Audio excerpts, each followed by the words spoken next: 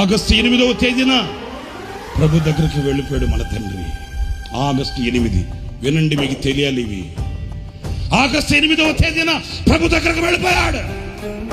August 1వ తేదీన Bible seminar ప్రారంభించబడింది. August 1 Bible seminar. ఆగస్టు 2 ప్రభు సన్నిధికి వెళ్ళిపోయాడు ఆయన. మధ్యలో ఎన్ని రోజులు ఉన్నాయేంటి? గట్టిగా ఎత్తుకుంటే 7 రోజులు.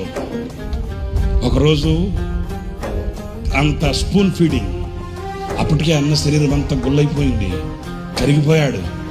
8 రోజుల నిడివిలో ఏదంతా మెత్తగా చేసి ఒక స్పూన్ పెడితే తినుకున్నాడు.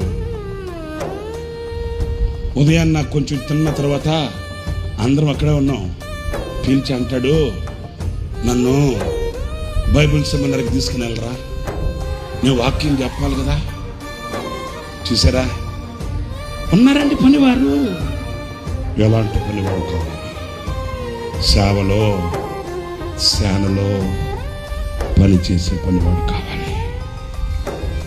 నా పిల్లల దగ్గరికి తీసుకుని వెళ్ళరా. విసలన్న అన్నాడు, అన్న ఇన్ఫెక్షన్స్ ఉంటాయి, మీరు బాగైన తర్వాత వెళ్తారు కదా, 4 రోజుల తర్వాత మీరు క్లాస్కి వెళ్తురు అన్నా. అట్లా అంటే 2 కళ్ళల్లో నీళ్లు కార్చాడు.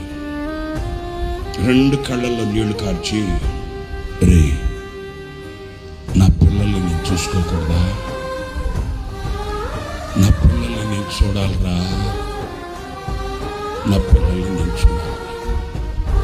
ఆయన కళ్ళల్లో నీళ్లు చూడగానే ఏం చేయాలో అర్థం కాక ఆయన మంచాన్ని అట్లాగే బయటకు పట్టుకొచ్చేసి బైబిల్ సెమినార్కి తీసుకెళ్ళి, ఆ బైబిల్ సెమినార్ పిల్లలకి కనబడేటట్లు మంచాన్ని ఇట్లా ఏటవాళ్ళుగా పెడితే, మైక్ కూడా పట్టుకోలేని పరిస్థితుల్లో మేము ఒకరు మైక్ చేతి దగ్గర పట్టుకుంటే మరణమనే మంచం మీద పడుకొని కూడా తన బిడ్డల్ని కళ్ళారా చూసుకొని 30 గంట వాక్యం చెప్పాడు వాళ్ళకి.